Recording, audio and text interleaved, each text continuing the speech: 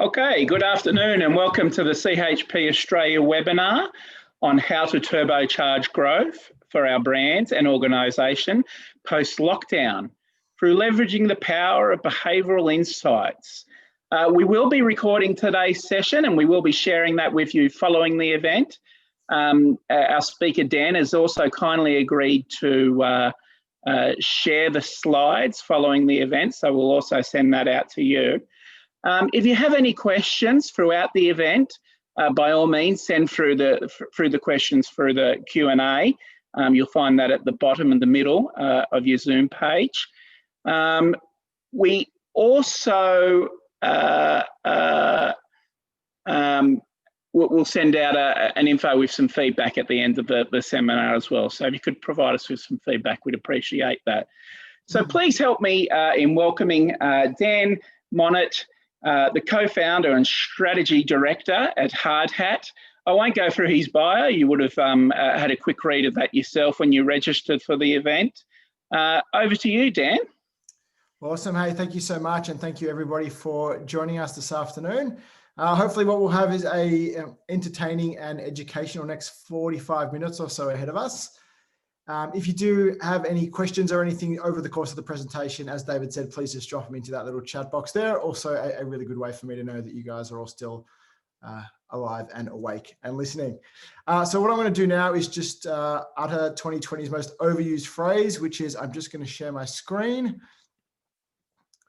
and we are going to dive into things. All right, so as per the intro, I'm Dan Monett, co-founder of a creative agency called Hard Hat. I'm also the co-host of a podcast series called Bad Decisions. And, I think it is a really interesting time, to say the least, that we find ourselves in as we head into the back half of 2020. The thing that we seem very inclined to do, the thing that we seem to ask ourselves endlessly is all about change, right? What are the biggest changes that we can expect to see? What is going to be different in the next month, in the next year, in the next decade, right? This change seems to be our obsession. And while it is fun and kind of interesting to speculate on everything that is going to change, my belief is we will have a far more productive next 45 minutes, and I will be serving you far better if we can focus on the things that are going to stay exactly the same. And for me, importantly, number one on the list of things that is going to stay the same is the way that humans make decisions. So as I'm sure you guys know, our wiring has evolved slowly over millions and millions of years. And while the tools, the techniques, and the environment change around us, the core motivators that drive us tend to be pretty bloody stubborn. So if I were to just indulge, if you guys just indulge me in the world's shortest lesson on the human brain, this is one of them. Here's one I prepared earlier. And there's just a couple of sections of the brain I would like to draw your attention to. So the first is that large colored section up the front, which I'm sure as many of you would know is called the prefrontal cortex. And that is the part of the brain responsible for anything we would consider rational thought. So long-term planning, goal setting, determining what's good and what's bad, weighing up the future impact of current actions, anything like that happens in that prefrontal cortex. In evolutionary terms, that is the newest, shiniest, most recently developed part of our brain. And it is the part that is really only found like that in humans. The prefrontal cortex is what lets us make decisions in a way that is very, very different to every other animal and species on the planet. Because as we all know as humans, we are consistently rational, we are considered, we are pragmatic, we always weigh up every one of the available options in front of us, and then we carefully make the selection that logically makes the most sense, right? Except that we usually don't, right? Because what I would like to do now is introduce you to another part of our brain, right? This is our reptilian brain. It is right at the back there. It is the oldest, most primitive part of our brain and dates back around 300 million years. So the prefrontal cortex bit at the front, about 200,000, the reptilian bit at the back, 300 million. It is driven by our most basic primal urges, right? Fear, greed, status, self-preservation, reproduction.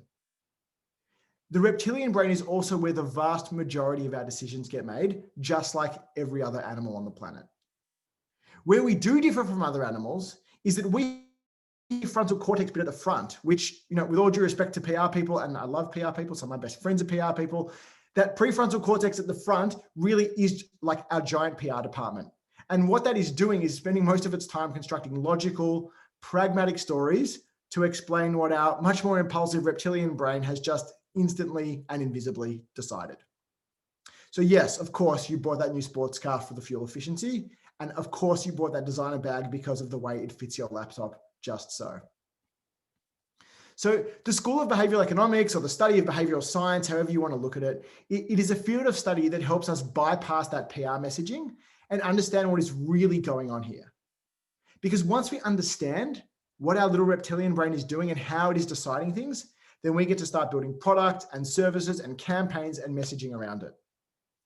So if you guys are new to the party, behavioral economics is a field of study based on decades of research conducted by some of the most important, most influential scientists of the last 100 years. And that science helps us fill a tremendous gap in marketing, because most of marketing today is not based on science. It is based on theories and philosophies and feelings and hunches and 20/20 hindsight. And because of that, so much of what we learn as marketers and as comms people and as sales people and as product people is kind of bullshit, right? It's stuff that kind of sounds right, but there's really no proof behind it. And you guys better than anybody should know the importance of scientific rigor and peer-reviewed research. So at the core of behavioral economics is about 300 of these things called heuristics or biases. And these are little quirks or wrinkles that happen in our decision-making process that cause us to do peculiar things sometimes, right? So behavioral economics sets out to explain why we overeat when there is clearly an abundance of food all around us. Behavioral economics asks us why we stay up too late watching terrible TV shows when we know we have a really important presentation the next day that we need to feel awake and prepped up for. Behavioral economics asks why we all have a drawer in our homes filled with old iPhone boxes that we will never need again, but we for some reason can't bear to throw out. So behavioral economics wants to know why we make so many of the odd, peculiar, strange, illogical, irrational choices that we seem to make on a day-to-day basis. Now, as much as I would love to go through the 300 of these biases with you guys today, we will be going till this time next week. So I will not be doing that. What I have spent a good chunk of the last 6 months in lockdown doing is focusing in on 12 of these biases, which I think are really important and really relevant, especially for Australian businesses as we head into the back end of 2020 and into the start of 2021. And today what I've done is I've cherry-picked 3 of these biases to talk to you guys about. And with the time we have available, we are really just going to get to scratch the surface on each of these, right? So we'll spend 7 or 8 minutes on each one. I'll introduce what the concept is. We'll talk about why it happens, some seminal research that underpins this heuristic, where we see it in the world, and why it is particularly relevant now, and what we can do about it. So the 3 we're going to look at are social proof, the halo effect, and the mere exposure effect. Perhaps 1, 2, or 3 already familiar concepts out of those for you guys. Yeah, if they are familiar concepts, what I'm hoping is at least I can give you a new perspective or a new lens, or at least a new way to use them in your day-to-day work. So right now I'm going to jump into the first one, which is social proof.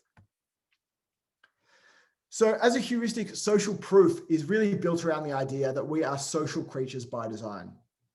And if we go back far enough in human history, like we all know that at some point in time, if you were separated from the group, it was basically an instant death sentence.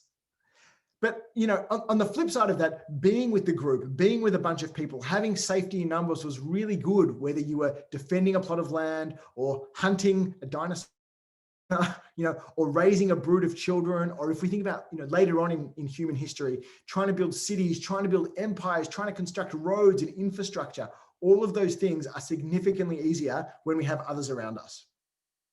But at a more fundamental level, at a more biological, physiological level, our brains are wired to imitate others. So if we think about what it's like to be a baby and how you learn to walk and talk and interact with the world around you, that does not come from a YouTube video. That does not come from a book at the library or a newspaper. That comes from looking at the people around you, seeing what they're doing, and trying to imitate it. And that does not stop when we are no longer toddlers. Right? If you think about the last time you found yourself in a situation that was a bit new or unusual or unfamiliar, so it might have been at a gallery opening or a wine tasting event or a very fancy restaurant or a religious ceremony that you'd never been involved with before. And you're sitting there and you're quite self-conscious and you don't really know what to do. You don't know how to behave. You don't know how to act. And the instinctive thing that we do is we look around and we see what the people around us are doing. And then a little voice in our head says to us, well, if that's what everybody else is doing, then that's probably the right thing, the appropriate thing, the safe thing, the correct thing to do. And we should probably do it too. Social proof is the thing that has led every single one of us, I'm sure I can say with confidence, to stand outside a full restaurant waiting for a table when an empty restaurant next door or across the street would very happily exchange some of their food for some of our money, right? And it might even be better food, and it would certainly be more efficient because we wouldn't be waiting in the cold outside this restaurant. But something within us wants to be with the group, not by ourselves.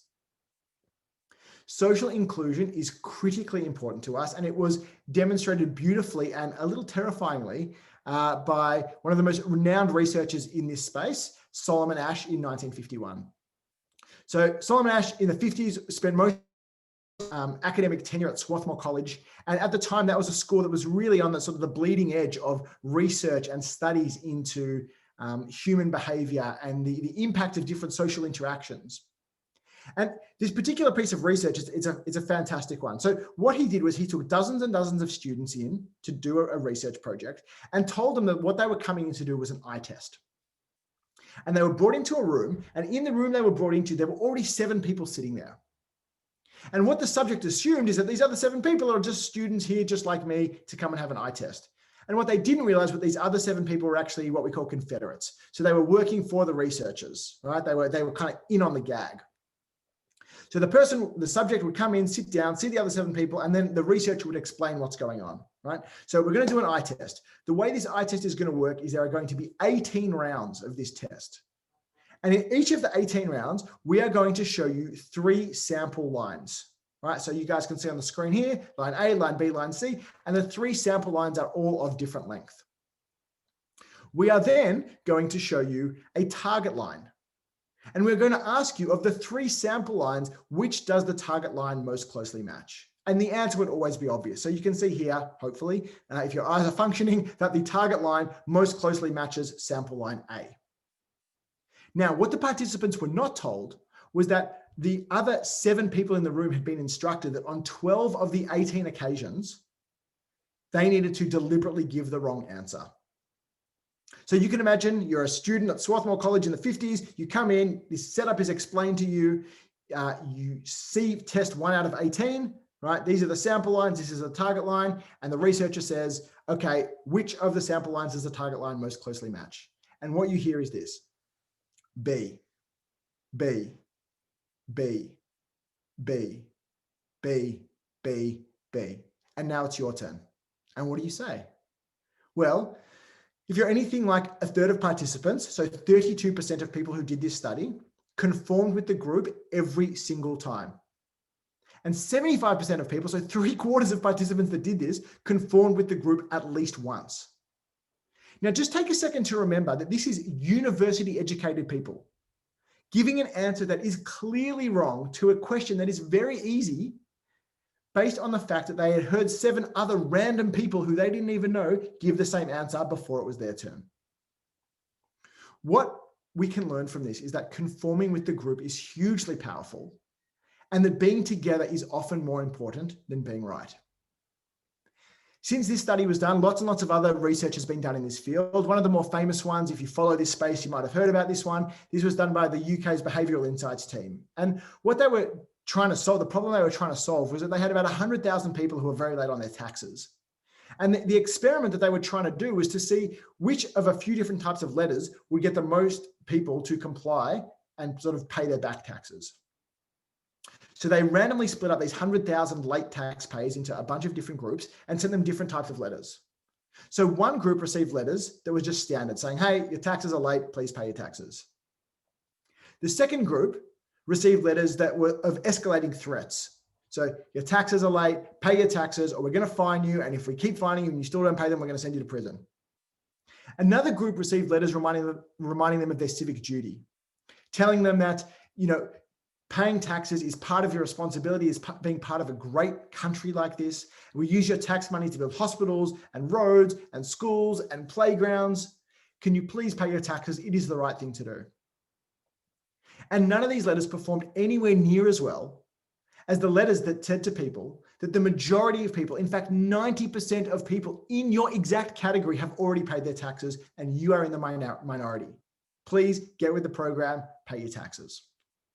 The people that received those letters complied at least 16% more often than the people that received any of the other types of letters, including the ones threatening greater fines and jail. Right? That fear of being on the outside, of not being in the group, is just all conquering. If anybody's considering a change of career, looking at the nightclub industry, this is obviously a 101, right? If you open a nightclub, it is very, very important to have a bunch of good-looking, young, interesting-looking people standing out the front of the club or bar, or restaurant, right? Because it signals that something important and exclusive is happening here. And you probably want to be a part of it. And while this is kind of easy to see in the physical world because you can see the people lining up there, you can walk past them, you can assess it all for yourself, this can be a really difficult thing to do online. And let's be honest, 2020, a lot more is happening online than it ever used to. If you imagine buying something online, it can sometimes be a sort of lonely experience. So it's, 3 o'clock in the morning, you realize that you do need to get around to buying some new drink bottles, cruise around the internet, find some bottles that you like, add them to your cart, start moving to checkout. And then sometimes you just get this little voice in your head that says, dude, what are you doing? It's 3 o'clock in the morning. Now is really not the time to be buying drink bottles. Let's put the cart away. Let's go to bed and we can talk about drink bottles tomorrow. And it is for that reason that some of the best online retailers in the world, including Kogan.com, a sort of local champion, absolutely the number one in Australia, do what you see on the screenshot here. So if you look in the bottom left-hand corner there, right, you get these little prompts as you cruise around the website telling you that someone just like you bought something kind of like this in a suburb kind of near where you are right now. Right? This is the same reason why news websites tell you how many other people are currently reading this article, or why hotel booking websites tell you how many other people are currently viewing this room. These are all not so subtle cues that say, you're right, you're correct, you're appropriate, this is safe, you are with the group. The thing you're doing right now at 3 o'clock in the morning, lots of people are doing that. Totally normal. Please make your way to the checkout. We'll see you next time. And where I think social proof really comes into its own is if we think about categories that people are unfamiliar with, right? Where they might be coming in fresh and they don't have a whole lot of background. And so you imagine something as kind of random as vegetable peelers. You decide you need to buy a new vegetable peeler and you turn up at Amazon and you really have no idea what's what. And you might be confronted with a situation where you have a product, which may even be from a known brand, that has 2 reviews with an average rating of 3.5 stars. And that might be up against a product from a brand that you've never heard of, or maybe it's not even from a brand at all, right? That has 7,500 reviews with a 4.5 star average rating. And even the biggest brand advocate in the world would have to concede that the unknown brand with 7,500 reviews at a 4.5 star rating is going to have a pretty bloody good time going up against the known brand with 2 reviews and a 3.5 star rating most days of the week. So the first lesson from our first heuristic today is to show the herd. Potential customers need to feel that choosing us is safe, both physically and socially. And that need for safety and that need for inclusion is more pronounced now than it has ever been in recent memory. So showing people, whether that's patients, doctors, colleagues, other influencers, that people who are just like them, or better yet, people who are just like their aspirational selves have already chosen us, can make a meaningful difference to consideration, sales, and almost anything else that we would care about. So the first question I would ask you guys is where are our opportunities to do that? How can we show prospective customers there is already a herd of people doing this? It is right, it is appropriate, it is safe, it is correct.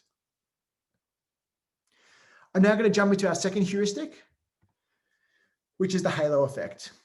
And again, the halo effect is probably something superficially a lot of us have heard of before, right? When we're kids, we often get told not to judge a book by its cover.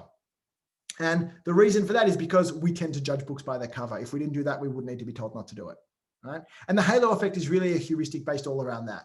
The halo effect is the thing that happens in your brain when, if you remember being back in the office and a new colleague gets introduced to you. And let's just say that this new colleague is a project manager. And the new colleague walks in and you stand up to meet them and you shake their hand back when you're allowed to shake hands. You don't have to do awkward elbow bumps and foot kicks and whatever else. And you look at the new colleague and you go, oh, maybe this person's a little bit taller than average. Maybe they're a little bit better looking than average. Maybe they're a little bit more well put together than average. Maybe they dress well. Maybe their handshake is firm, right? And something in your brain says, oh, they're probably going to be a pretty good project manager. Because being tall and good looking and well dressed and having a good handshake, of course, means they're going to be a good project manager, right? Of course it doesn't. It has nothing to do with it. And therein lies the halo effect, right? So the first real research done into this of any significance was done by a guy named Edward Thorndike in 1920. And Thorndike went to the military and surveyed commanding officers, asking them to rate their subordinates on a range of different attributes, including intelligence, physique, leadership, character.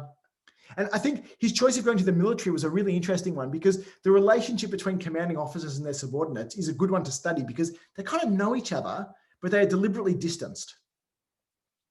So what he did was he asked them to rate these subordinates on a whole bunch of attributes. They did so. They collected all of the research. They looked at the results. And what they found was something that is both unsurprising, shall we say, but nevertheless interesting and very, very important. What they found in the ratings was an unrealistically high correlation between positive traits and an unrealistically high correlation between negative traits. So in other words, if you were rated strong for a couple of things, you were probably rated strong for most things. If you were rated poorly for a couple of things, you were probably rated poorly for most things. Now, some of these make sense, right? I mean, if you are rated high on character, you should probably be rated high on leadership as well. Like, these things are pretty related. But your physique and your leadership ability, or your physique and your intelligence, really have nothing to do with one another. Nevertheless, that is what the data showed. And from these results, what Thorndike concluded is that people take one outstanding trait, often the first trait or the most obvious trait, and use that to form a view about a person's entire personality, or as I would say, about an entire product range or an entire brand. Now, this runs really deep within us.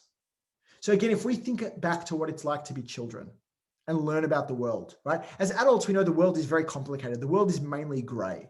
But that is very, very hard to teach young children, which is why that is not the worldview we present to kids. The worldview we present to kids is one of a binary existence, right? Where you basically have a binary worldview where you have goodies and you have baddies. And it doesn't matter whether this is in kids' movies or TV shows or comic books or anything else.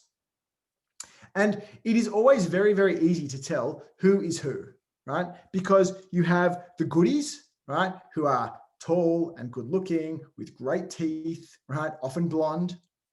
And you put these up against the baddies, the evil stepsisters, the deformed villains, all of the bad things that are happening, right?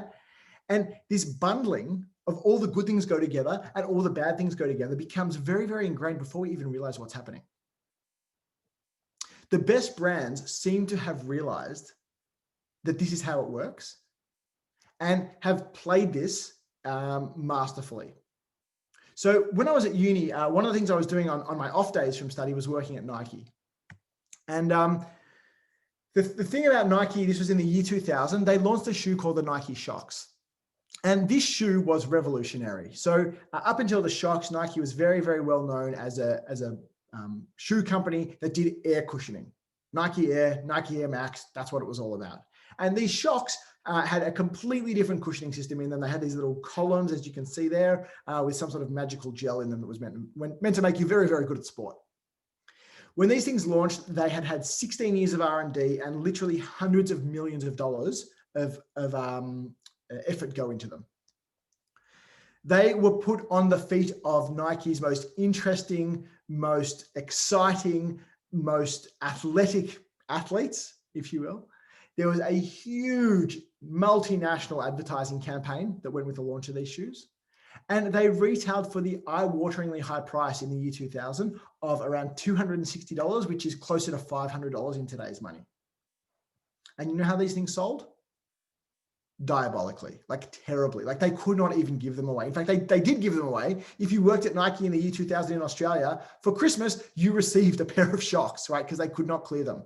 And even then, I would say half of us who received a free pair of Shox took them back to Maya for a gift card, right? Because we didn't even want them. And in fact, so many people did that Nike, Maya's loss prevention people called Nike's loss prevention people and said, hey, have you guys had a whole truck worth of these knocked off? Because we have literally had more returned than have ever been sold. But it didn't matter, right? It didn't matter that sales of shocks were in the doldrums, because what these things did sell was hundreds of millions of dollars worth of $79 cross trainers at Rebel Sport.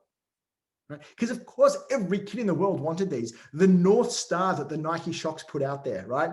This statement that they made about what this company will do to push technology, to push human endeavor, to push speed, to push sport, right?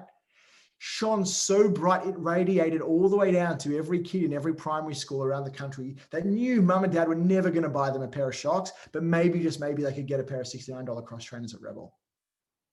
And this is really where the idea crystallized for me, that what we sell and what they buy are rarely the same thing.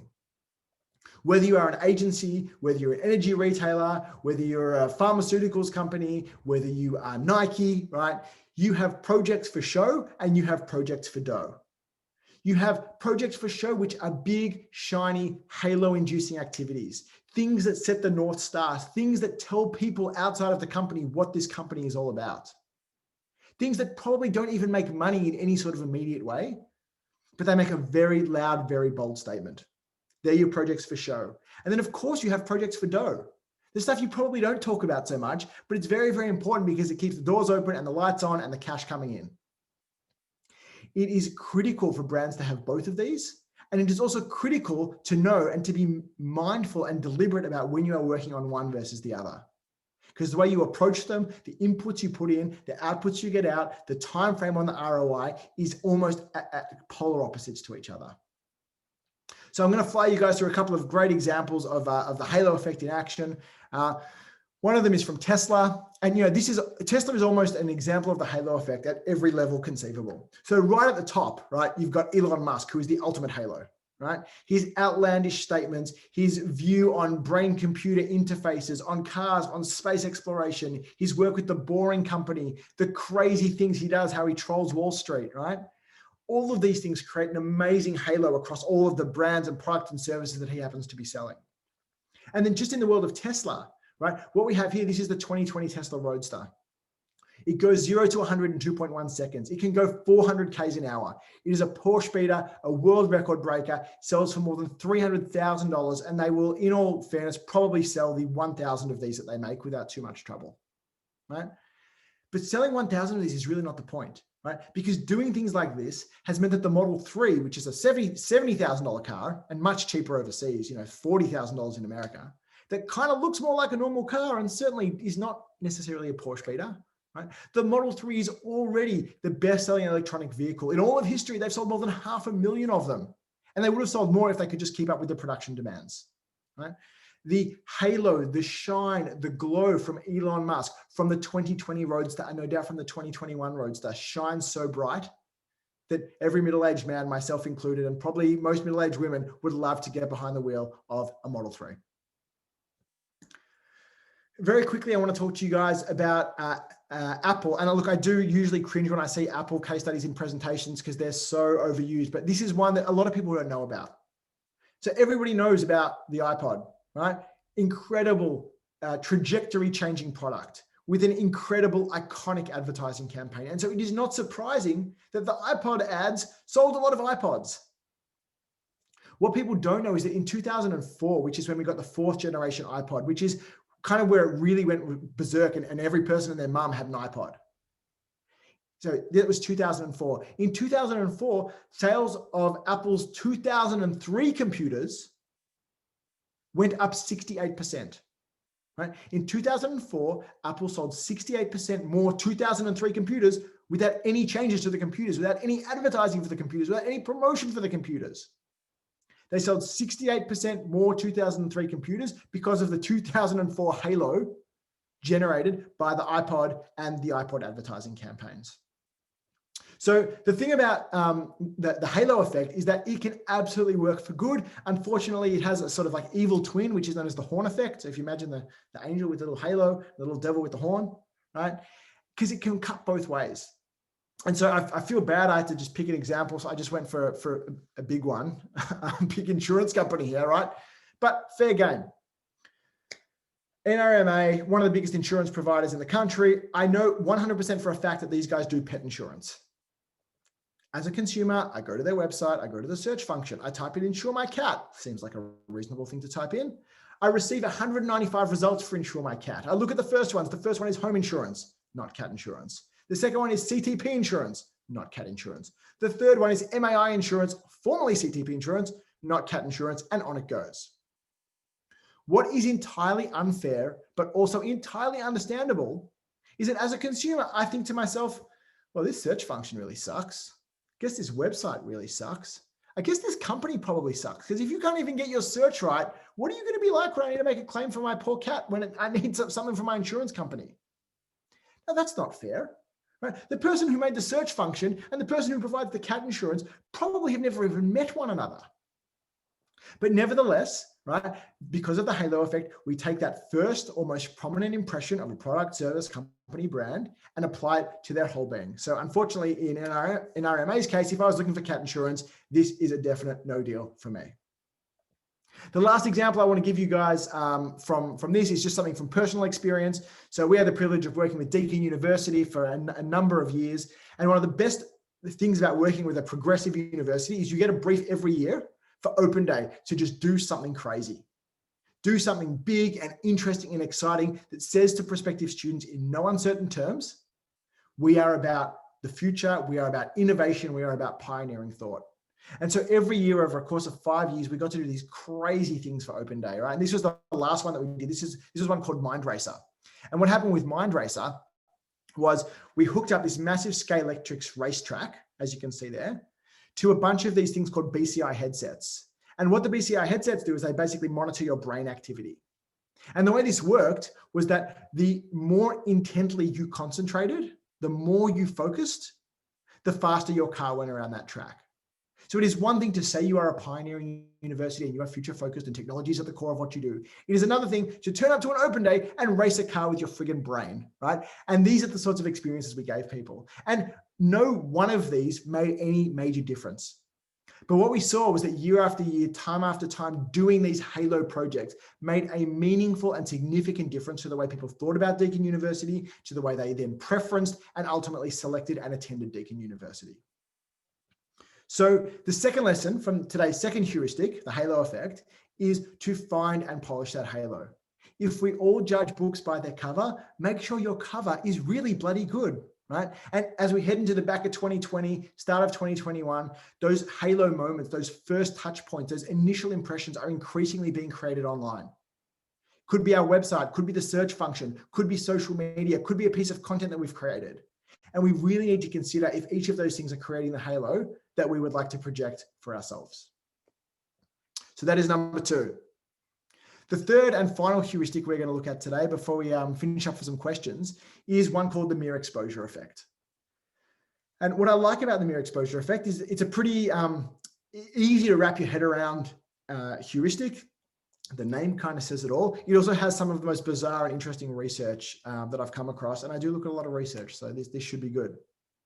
So the mere exposure effect is the scientific proof, the scientific justification that turning up seriously is half the battle. It refers to our tendency to prefer things merely because those things are familiar to us. And the types of things that we and many of our animal kingdom counterparts can build preference towards seems to know no bounds. So experiments have demonstrated that repeated exposure is enough for us to prefer specific words, Chinese characters, paintings, pictures, faces, pictures of faces, geometric figures, sounds, smells, it doesn't even matter, right? As long as we get exposed to it over and over again, it becomes familiar and then we build preference towards it. So 2 quick pieces of research I'm going to take you through, both from a gentleman named Robert Zayon, who spent most of his career really trying to understand this idea of the mere exposure effect. And the first experiment was one he did in the early 1960s, 1961, which actually demonstrated that this effect is so strong and so primal that it even presents in newborn chicks. So what he did was he took 2 different groups of fertilized unhatched eggs. He then played musical tones of different kind to each of those groups. So group 1 got musical tone 1, group 2 got musical tone 2. He then waited for the chicks to hatch, played both sets of tones to both sets of chicks, and remarkably noted that the chicks consistently chose and responded to the tone that they had previously been exposed to, even though the previous exposure occurred when they were still eggs. So one thing I can tell you is that if this works on unborn chicks, I can assure you this works on very born humans. Second piece of research that he did in the late 60s, 1968, this one was kind of a lot more hands-on, and this actually played out in his lecture halls at Oregon State University.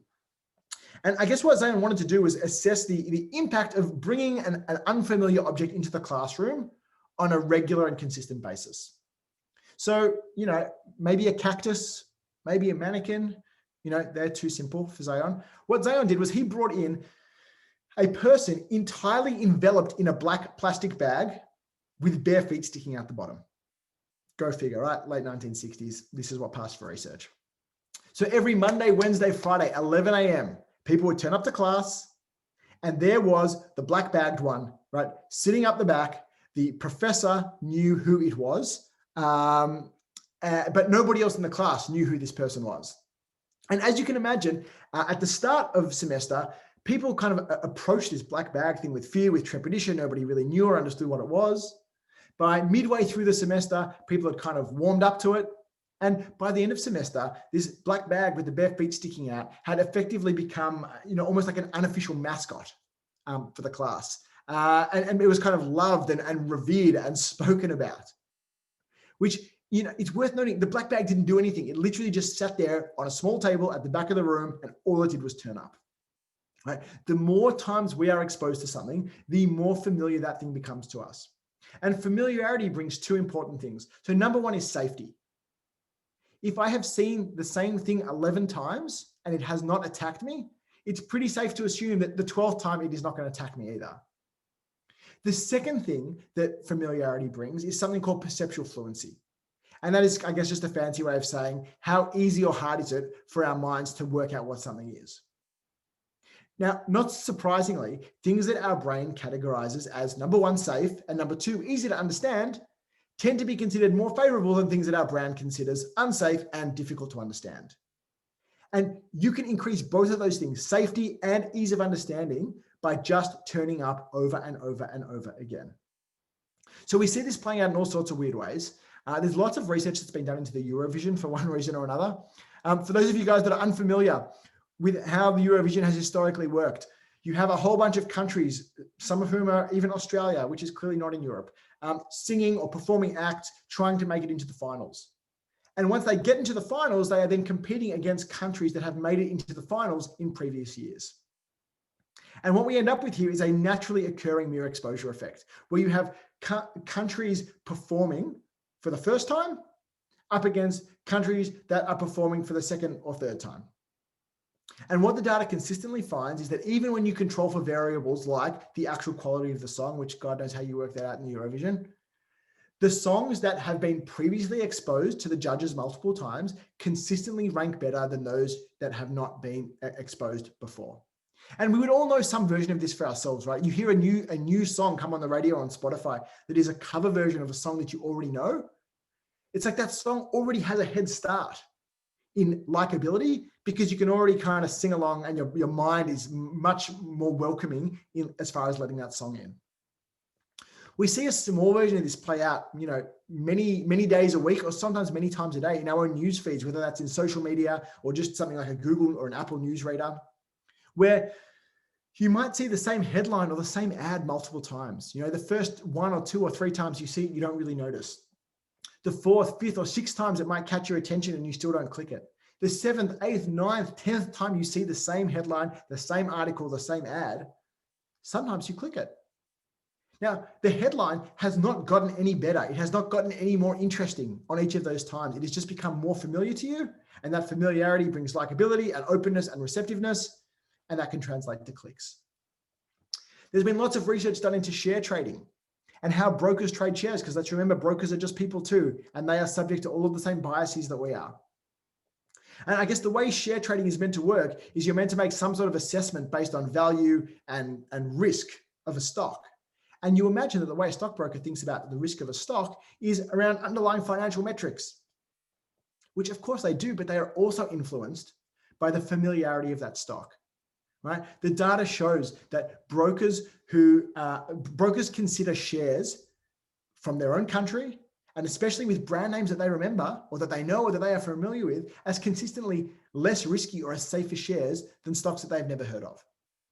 Now, that is completely understandable and acceptable at a human-to-human level. Of course, Telstra is going to feel less risky than some brand that I've never heard of.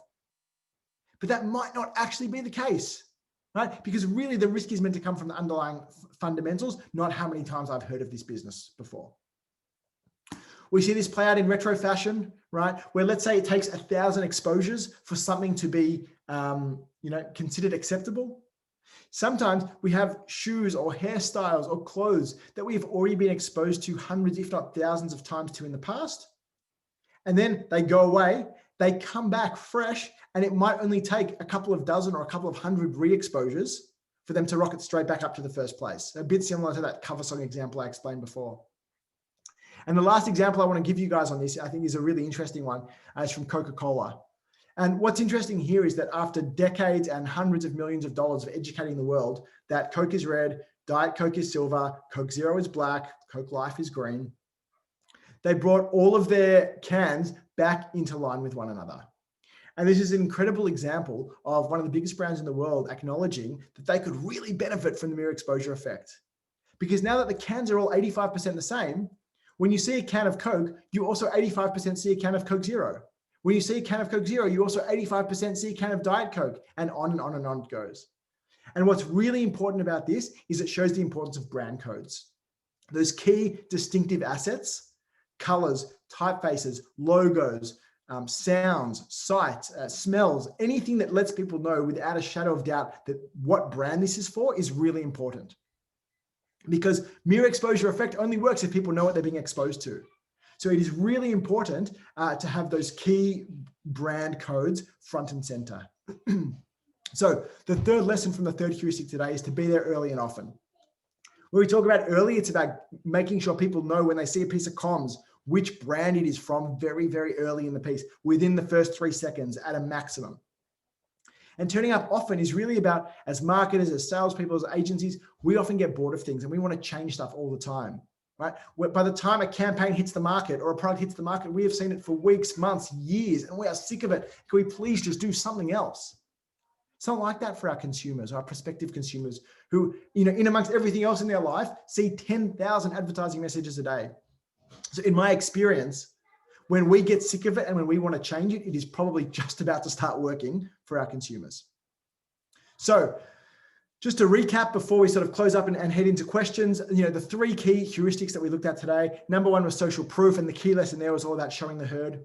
Number 2 is the halo effect, and that's about having a better front cover, fine and polish that halo, which is increasingly being created online.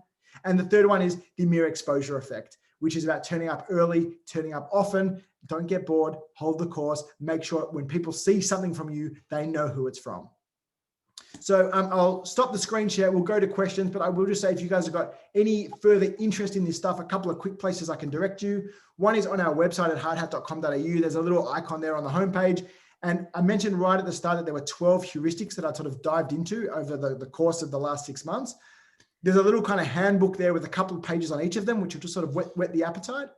For the more auditorially inclined, I can direct you to the Bad Decisions podcast. There's sort of 30 odd episodes with myself and Dr. Mel Weinberg. So she sort of does the academic side and the research side. I do the marketing and comms side. And each episode, we look at one heuristic in about 20 minutes worth of detail. Other than that, thank you guys all so much. And I look forward to tackling any of the questions that you might have for me. Thanks for that, Dan. It was an excellent presentation. It was very informative. I'm very thankful to Chris Savage who suggested that you speak at our webinar. Dan's been speaking at a number of events throughout Australia for a number of different associations and companies over the last couple of months, and it's very obvious in your presentation. It's very polished and you're very passionate about it. So thank you so much. We do have questions. I'll read the first one. I understand how big tech companies have mind-blowing projects for show. Can you give an example of a more everyday, lower cost product and a project for show you think has made an impact? Sure. So there are, I guess, a lot of different types of projects for show. So, those things that I talked about for Deacon were not in the Tesla 2020 Roadster scale of products. They were not in the iPod development scale of products. They were interesting things that hit a particular audience at a particular time. If I think about, I know you guys are not retailers, but if I think about retail brands, sometimes retailers will just make a crazy window display. And the crazy window display is not really to sell anything. It is just to get people into the store where they can sell them the plain black t-shirt so they know that's what people actually buy, right? But the projects for show are what creates the intrigue. Sometimes brands do partnerships and collaborations with other brands or artists that are not typically in their wheelhouse. And again, it's just an opportunity for them to do something interesting and talkable, even though it's probably not the thing people are going to buy. So I know none of them are particularly in the healthcare space, but the different ways of thinking about how you might do something talkable within the industry. Yeah, excellent. On the mere exposure effect, how often is too often? Getting served the same 100 times can come across as very annoying. Yeah, great question. I get asked this one a lot and I still love it, so it's fine. I'm not over the question.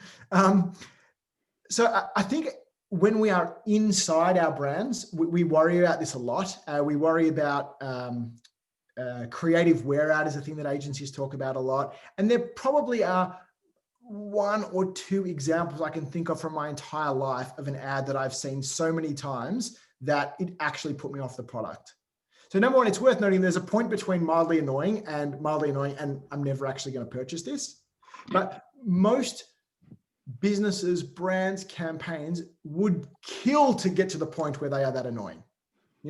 As I said, we see probably 10,000 ads a day in amongst our job is not to look at ads. I mean, my job is to look at ads. Most people's job is not to look at ads, right? Their job is to go to work and to look after their kids and do everything else that they do. So in amongst that, they're exposed to 10,000 ads. So if your ad is good enough and impactful enough that they are seeing it so many times that they are sick of it to the point that they don't want to buy your product, I take my hat off to you guys. But I think that sort of creative wear out, that being annoyed is something that we should fear asteroid strikes. Like undoubtedly bad if it happens, but probably something most of us will never get within a million miles of in our lifetimes. That's good to know. Interested in your thoughts about the marketing of Red Bull. Seems to make the most of the free heuristics, even to the point of sponsoring competing MotoGP teams. They seem to focus on adventure, higher risk sports too. Examples such as sponsoring downhill mountain bikes, but not road bike racing. Yeah, I mean, the question is probably far better than any answer that I could give. I mean, Red Bull are an oft-cited case study in behavioral economics for a number of reasons. So one is absolutely that amazing job they do with knowing exactly who they are, with doing all of these halo initiatives. That guy Felix, they dropped out of space, he parachuted in from space, doing crazy stuff like that. But at a more foundational level, as a business, right, what they do, their product doesn't actually make sense. So a lot of behavioral economics is about realizing that most people don't know what they want. And if you ask them, they can't tell you. So if you did market research and said, okay, look, guys, Coca-Cola is really popular. What we're thinking of doing is making a kind of worse version of it. So it's going to be twice the price. It's going to taste really bad. And not only is it going to be twice the price and taste bad, it's going to be in a tiny can. So you only get a little bit of it. Do you think anybody would want to buy this? Of course, nobody. Who would buy that? It doesn't make any sense at all, right? But by zagging, by making themselves the anti-Coke, by making the can smaller when every other can was getting bigger, it says this is potent, this is powerful stuff. This is different to what you're expecting. By pricing themselves outside of what the other soft drinks do, they said, we're not like those guys. By tasting different to how all the other soft drinks taste, they said, we're not like them. And then you pile all that marketing and sponsorship and promotion on top of it. And it's not surprising why they've become the global phenomenon that they have. Yeah. Some umbrella brands add more and more variants to a range. How does that affect consumer perception? Does it dilute consumers' familiarity and associations, or does it confuse consumers? Regulators have a negative perception regarding new ingredients introduced to umbrella brands. Sorry, I just want to make sure I understand. So I guess the question is, some companies are constantly sort of adding umbrella brands. How does that affect the consumer perception? Is there confusion? Is the perception that, stick to the one brand and don't sort of, vary outside of that box? Or Sure. So one of the things about brands that I feel as an industry we really misunderstand quite significantly is how important, or actually how unimportant, brands are in most people's lives. So we work on the brands, we live the brands, we breathe the brands, and we can't help but think that they're really important because that's what we do. The reason people usually like brands is because it prevents them having to think about brands, because I just know which one I get and I don't have to consider all of this other stuff. So there is a lot to be said for taking the equity of one brand and applying it to other places if it makes sense to do so. The one thing that I guess we do need to caution on is there's another heuristic I could have presented on today, but didn't, which is this idea of choice paradox. And choice paradox is the notion that we love the idea of choosing, but are quickly overwhelmed by choice.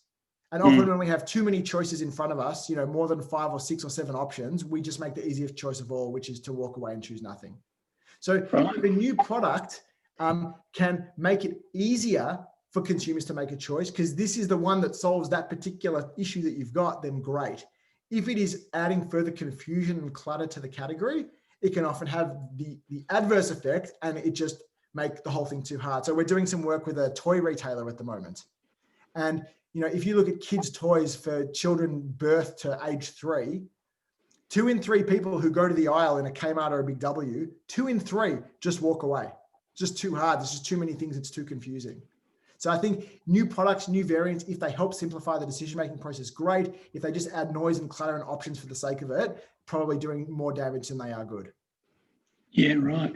Some of the studies that you mentioned, obviously the ASH study was from the 50s, and was it the Zojona was from the 60s? Yeah. Have we evolved, or would you say we've gone backwards? Have we not moved on from when these studies sort of took place? So I think that the studies only took place then because that's really when we had this growing interest in how human decision making works. Because all of a sudden in the 50s and 60s, we actually started getting a whole bunch of decisions that we got to make. Yeah, I think if they'd been able to do those, so not only do I not think that we've moved on, I think that if they'd been able to do those studies hundreds of thousands of years earlier, we would have got the same results. Because if you think back to the start of the presentation, right, the brain, right, the bit that is actually calling the shots, that reptilian brain is 300 million years in the making. Those core drivers around status, social inclusion, lust, reproduction, right, they do not change. Or if they do, they change very, very, very, very slowly. And so the tools, the techniques, the environment that we have around us to feel safe, to feel secure, to acquire mates, to do all of this stuff changes, but the reason the fundamental drivers don't. Yeah. Okay. I'll make this the last question, Dan. Sure. You've been a trooper.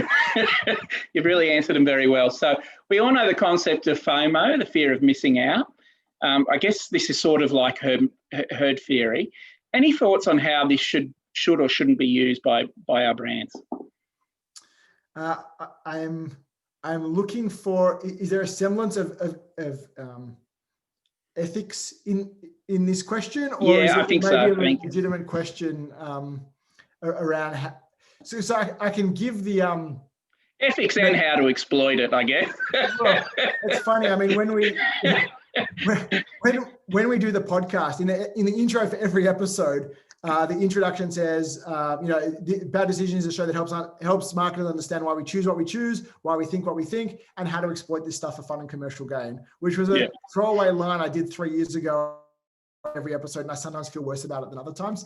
It's not all about exploitation, but at the same time, if you're in marketing and sales and advertising, like, this is what we do, so we might as well be good at it. Yeah. So as far as how do you use it, I mean, things like testimonials are a really obvious way. Star ratings are a really obvious way.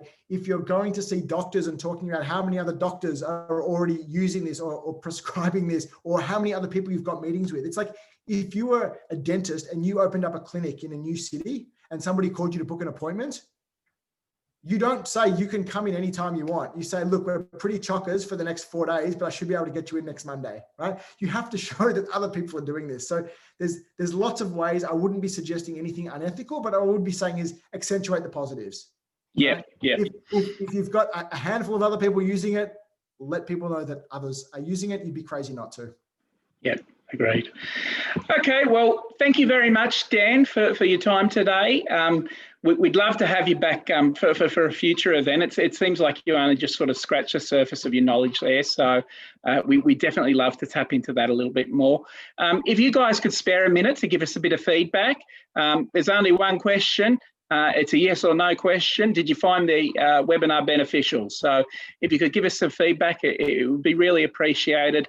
And thank you, Dan, for speaking today. So my pleasure. All right, thank you so much, guys. Okay. Come back anytime.